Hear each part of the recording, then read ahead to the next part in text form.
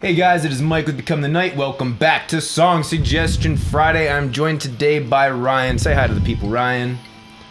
Hi. You're fucking bad at this. Every time I try to say hi, you cut me off.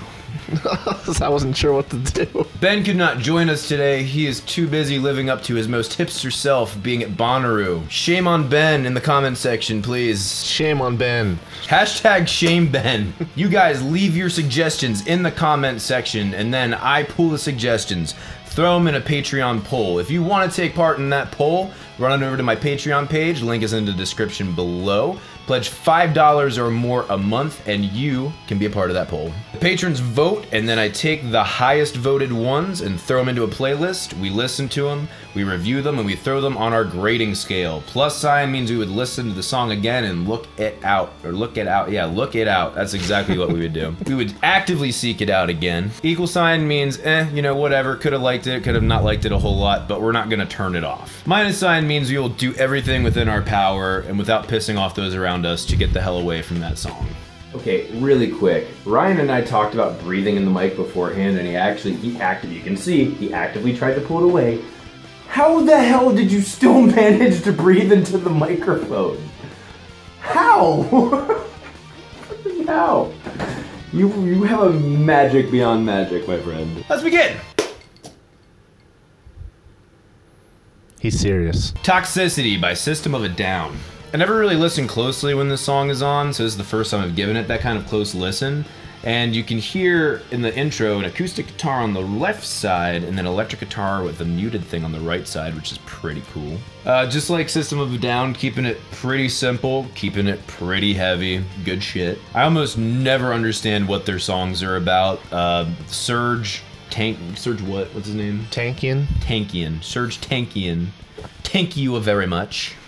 His voice is always very wonderful in a super untraditional way. It's just so bizarre to see a band that sounds like this with this kind of singer get this much popularity, and I really wish more people could appreciate more weird bands like this. I mean, they're an awesome band, but let's be honest, they're weird. The drums are super dry, and typically that's not really my thing, but again, really goes along with the grittiness of how they wrote this song and actually matches the guitar tone super well too.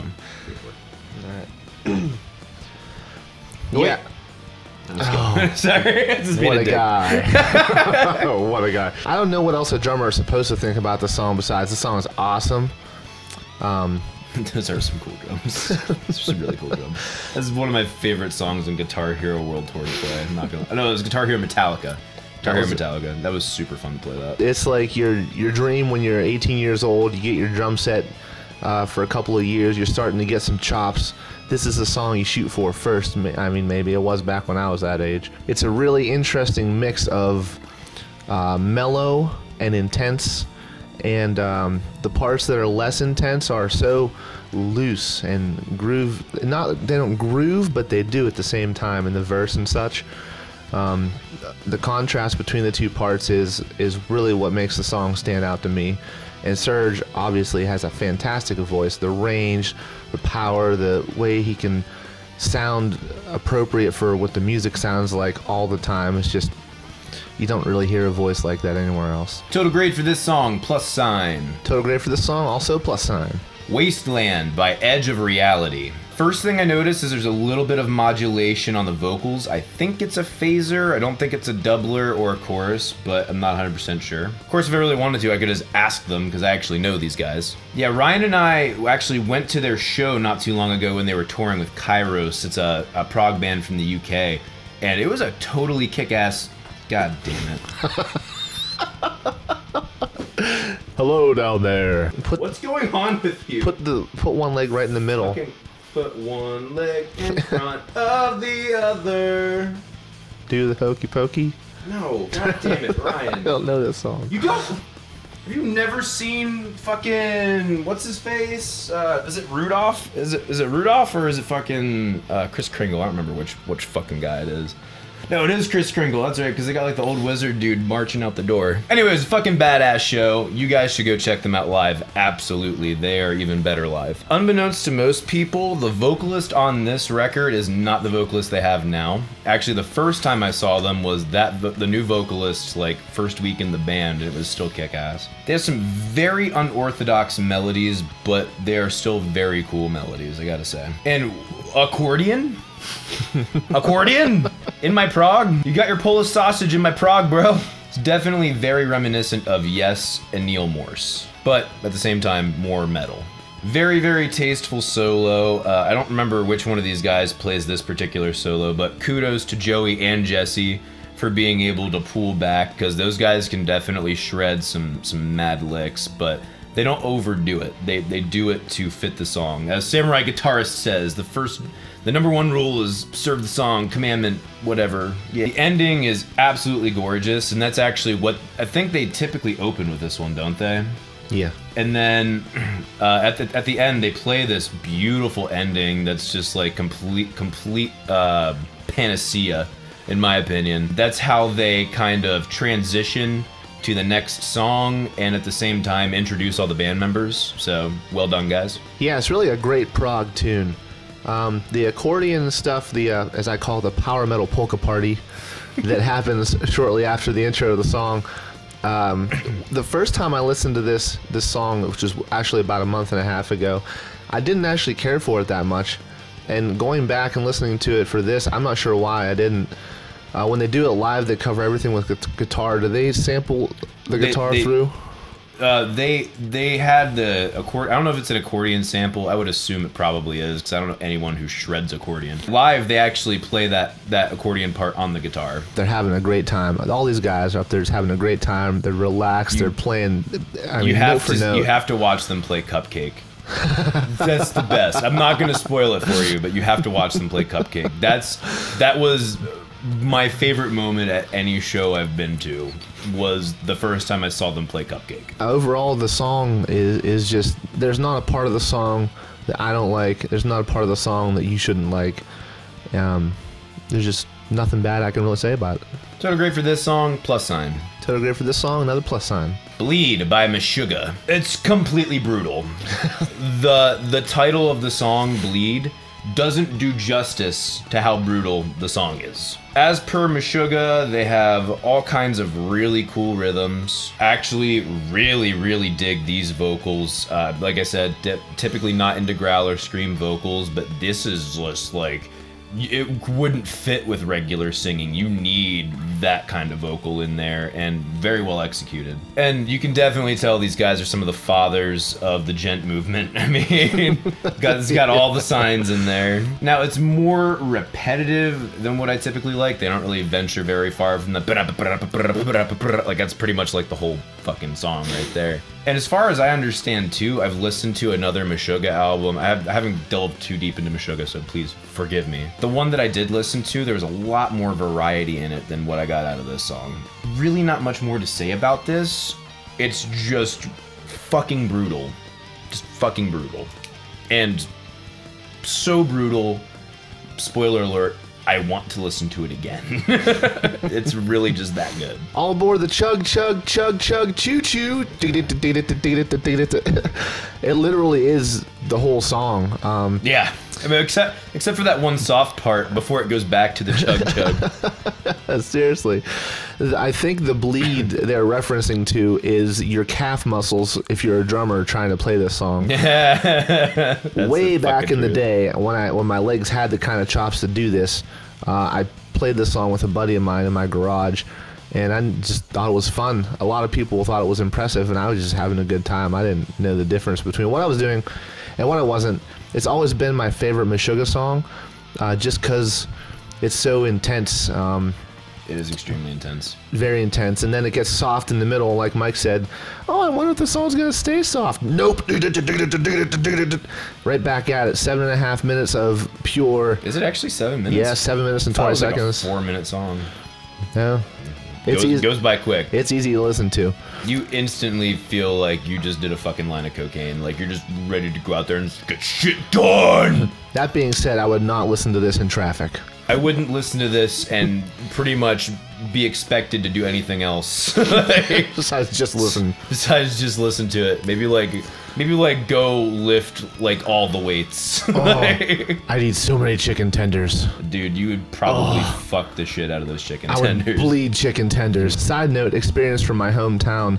If you go to FYE and ask for an album by this band, they do not know how to pronounce it, and they will say it wrong 6 times. How do they say it? Meshuggah, I think they were just trying to piss you off, man. No, she had no idea. It's really not that difficult. The first thing, hey, I want the new Meshuggah album. Hey, do we have the Meshuggah?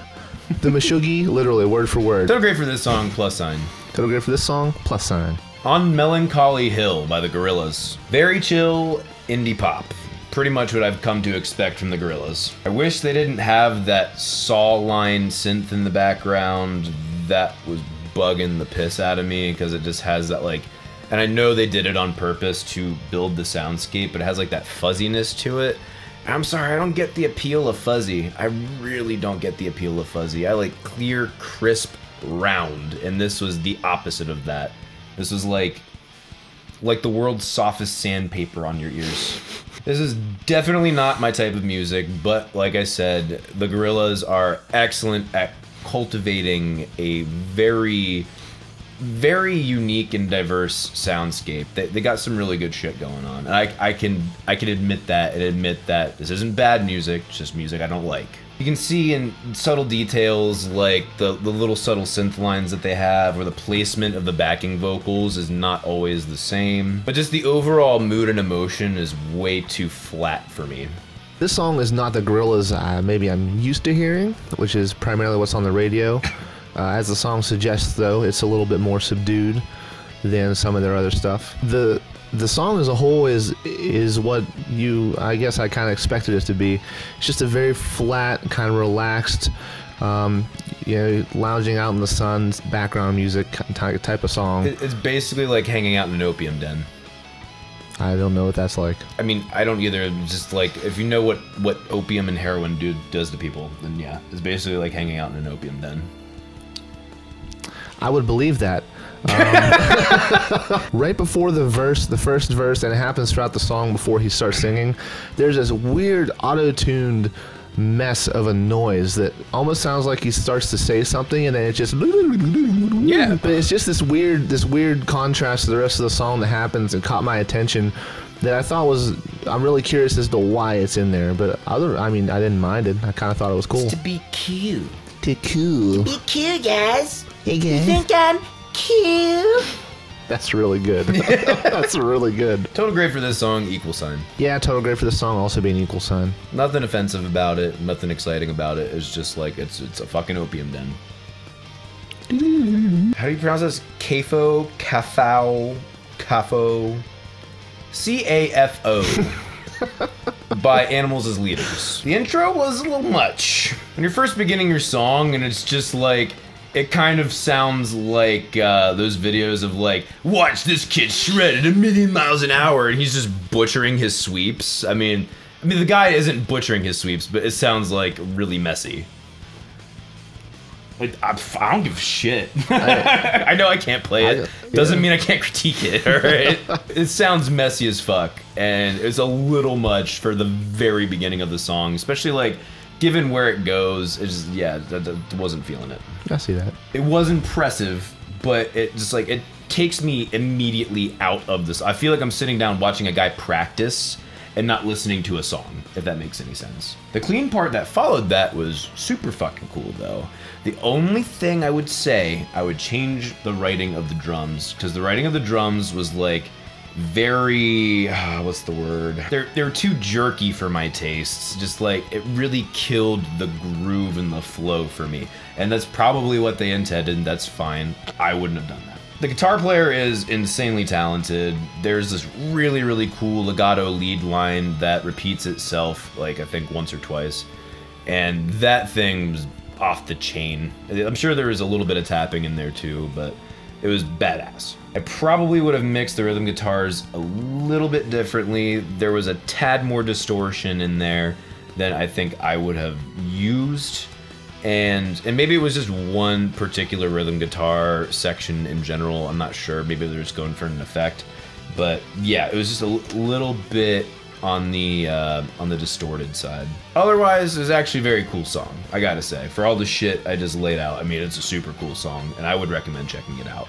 So there's some really insane guitar work going on here, as Mike said.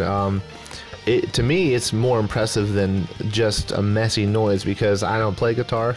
So I don't think of that stuff first. I don't know why they wrote it like that. Maybe they just wrote the intro last and wanted something interesting.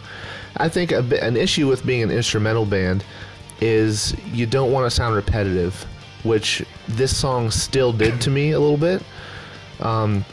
You don't really have a catchy vocal line to attach to, so like I think the jerky drums were kind of a way to keep it a little interesting. You know, there's nothing on top of everything, like I said, to be remembered. So everything's got to be a little more energetic or spastic to keep people tuned in, I guess. The best way to make people remember shit is by repeating things. That's all. I mean, that's the reason why pop music repeats shit all the fucking time. That's why they steal shit that's been repeated over and over again, because it's the easiest way to remember shit. When you can sing along, I think it's a little easier to get away with. When it's just a no? Yeah, fuck no. Fucking the song by Intervals that we reviewed. What was that called? I don't remember.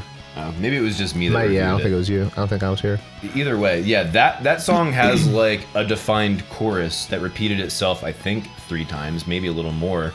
But I mean, yeah, that was totally kick-ass, and I remember it now to this day. That was completely instrumental. Like,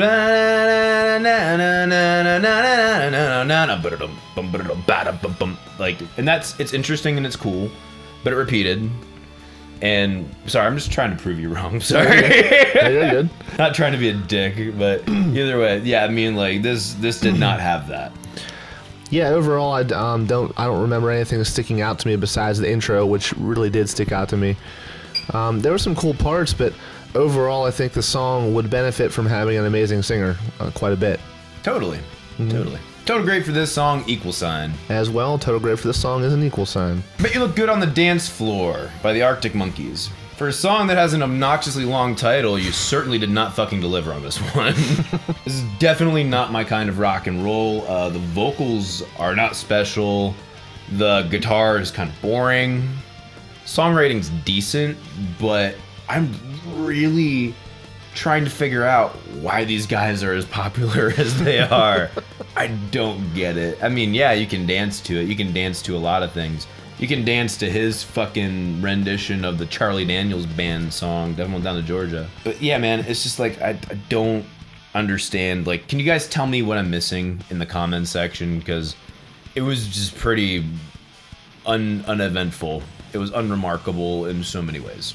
There's nothing offensively bad in it. There isn't anything terrible. It was just like, this is a rock song that sounds like the rest of the indie pop bands that try to make things sound like they're from like the 1970s. Yeah, so initially when I listened to this, I thought the context of the rest of the music I was listening to, aka this playlist, was the reason I didn't like this song, because it's so different from everything else. It's a pretty prog-tastic playlist. A lot of prog this week. Yeah, a lot of long prog songs Very too. long. Holy shit. So I went back and listened to this song again on its own with nothing around it, and I still didn't find it very enjoyable. The intro is kind of catchy, but it just stays at kind of catchy for me, and the rest of the song really didn't deliver. The vocals were hard to listen to. I'm not sure if he's going for anything or if it's just their sound. I don't know that much of their stuff. I know when I've heard it in the past, I've not liked it before I knew it was the Arctic Monkeys. I think there was a line in the song that said, I bet you know what you're looking... Is that what it was? I bet you know you're... I didn't pay attention to the fucking lyrics. Something happened in 1984 and they knew what they were looking for. I got that part, yeah. Something really happened in 1984. something. I don't think anyone really gives a shit, honestly, but it's okay. Not a real impressive piece for me. Total grade for this song, equal sign. Total grade for this song, I'm actually going to give it a minus sign. Wow, really? Yeah, I didn't like it that much. I mean, I didn't like it that much either, but it's like, I'm not going to avoid it, and it's not, like, annoying. It's annoying to me. Okay, fair enough. I'm not going to defend it that much. Celestial Elixir by Haken. Yet another prog-tastic venture. What's with the accordion parts in my fucking prog songs today? What's going on, man? It's another one trying to get their Polish sausage all up in my prog steez. Parts definitely remind me of Steve Vai's guitar sound and writing. I mean, it was like, if I didn't know any better and I would have just kind of casually caught that part, I would have thought it was Steve Vai. The vocals were very pleasant in an unsuspecting way. I mean, the guy is not like a blow you away vocalist, but it's just very pleasant to listen to and enough power to get the emotion across. The main theme is an extremely cool twist on a very overused chord progression, but actually feels good. It does feel good. And then the clean parts with the strings and piano samples, they really, like, the best way I can describe it is magical. They just like tickle the back of your neck in just like the right way. You're just like, ah, okay. Take me away, Prague, to that magical place where I can dream that life doesn't suck big balls. Like that. Call me later. Okay, and also, what the fuck's up with this polka thing in all of my fucking prog today? There's like a whole polka thing going on in this song too that sounds really great. It's just like so out of place with everything else. I'm sure it was on purpose to be out of place with everything else, but at the same time, I don't get it. I really don't get it. It was cool for what it was. Kind of wish it was its own song. This guitarist is off the chain good, playing and writing wise. I mean, the guy you can tell has the guy you can tell has like ridiculously good chops and technique, but he doesn't overwrite himself. He writes it to still be like super interesting to a musician, but then at the same point also be really well suited to the song. Like, I gotta give the guy major props. I'm sorry I haven't listened to more Haken in my life. And the ending is gorgeous and fulfilling, although I will say does not live up to Octavarium's ending, but then again, most things don't. I would say this comes pretty close. This comes pretty damn close. So, right off the bat, this is much darker than the Haken I'm used to, which is particularly... Which is usually those loogies, those dark loogies you be hawking up. Them dark Hawkins is the worst of the Hawkins. Are you racist against black Hawkins? I might be a little bit. Fucking dick. Hashtag racist Ryan. Black Hawken down. Yes. Oh, okay, completely. Damn it! All right, before Ryan continues, thank you guys so much for your love and support through all of this unprofessional bullshit that winds up on my videos. Love you, and I mean that. Love you guys. Initially, this is much darker than the Haken I'm used to listening to, particularly the Affinity album, which is probably my favorite album at this point. Even the upbeat parts are dark in their own way. It switches to some sort of a shuffle type of beat almost during the intro, but the notes in the background on, I believe, the synth still have an ominous kind of feeling to them, even though they're bright and cut through the darkness, I guess you could say. Crazy how brightness cuts through the darkness. It's crazy. It's just how does it do that? Fucking insane. One of my favorite things this band does throughout all their music, and a lot of other bands I like to do as well, on Dream Theater. A lot of other bands you like do? Yeah, a lot of those bands that I like to do this one thing that I'm about to tell you. A lot of bands I like, they do. They do that thing. They do. God damn it. Like that candle, Mike. I'm trying to fucking like this. Fuck it! I like when the time signature is like a 5 or a 7 and the symbol stays on the beat it was on, so the second time through it's on the off beat. They do that a couple of times, and pretty cool. The funky part in the intro, it reminds me of an old Dream Theater Take the Time off their first album, Images and Words. Take the time, find all you need in your mind. If you take... Alright, by far, I mean, besides the fact that, sorry, we're already off on a tangent, sorry. My favorite part of that is the part where it comes into, like, the funk thing, and then James LaBrie starts doing, like, the Michael Jackson thing. Wait a minute. Come on! Just let me catch my breath. It was, like, straight up, like, Michael Jackson shit going on. I was like, what is this? Why do I love it so much? You guys are the best. That's funny. My buddy's old ex-girlfriend said she didn't like Dream Theater because it sounded too much like Michael Jackson after she heard. That's the song she heard. Wow. Okay. Yeah. Your buddy's old ex-girlfriend needs to fucking get wrecked. And that was a long time ago. I don't give a fuck. A long time ago, ex-girlfriend. I don't give a fuck how long ago it was. If you got a bitch that someone sounds too much like Michael Jackson, I mean, And I never listened to Michael Jackson, honestly. That's a lie. No. I mean, Everyone has listened to Michael Jackson. what I've heard involuntarily You know on what radio. I think about your statement? Around 9 minutes and 10 seconds, the music is the sound that kids who don't like clowns hear when they're in a room with only clowns. That's the only way I can describe it. Yeah, there definitely is something that's like, not like that completely weird dementia carnival, but like definitely a little bit off kind of carnival. Something I would probably enjoy. I love messed up stuff. Yeah, you do. The singer, like Mike said, he's got like an airy voice, but it's powerful at the same time. I think I listened to a remastered version of this, just came out this year. Yeah, me too. It's a very full mix compared to their other stuff. It's very good even before being remastered, but it sounds even better now. Just a great song, great band. Everything is great about the song. Total great for this song, plus sign. Total great for this song, 2 plus signs. Rock and roll. Now it's time for our suggestions. This week I'm going to recommend Til I Collapse by Eminem. If you guys want to watch something that's pretty embarrassing on my part, but still like halfway decently executed, I actually did a cover of this song on my channel at a time where I did not look, I don't want to say as attractive because I don't think I'm like that attractive, but definitely looked quite less attractive in that video. But I will say, like, for a white guy, spit some rhymes pretty well, not gonna lie. For a white guy. Either way, Til I Collapse is a super badass song. If there's one thing that's gonna get you pumped to beat the shit out of someone or to just win in general, that's it. Ryan doesn't really like rap. I'm going to make him listen to the song immediately following this. He's gonna try. My suggestion for you this week is The Bitter Pill by Warrant. Not many people have, I don't want to say not many people, most people know them for Cherry Pie. This is the album after that. It was much darker, it was a very mature sound. Janie Lane is a great songwriter, and this song actually has some progressive elements. He made a makeshift choir out of random people throughout the studio, janitors, engineers, and just a really good song that not a lot of people know about. Guys, that is it for Song Suggestion Friday. Thank you so much for watching. Leave your suggestions in the comments section.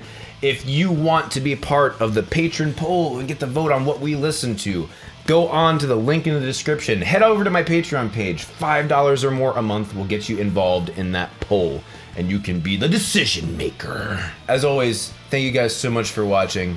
Ben, pull the hipster cock out of your ass. Rock on!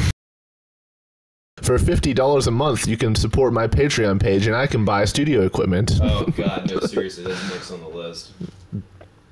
You buy another room. I'm on the edge! Oh, sorry. I'm on the edge of menopause. No, you're not. She's actually pretty young still. I have a lot of emotions right now.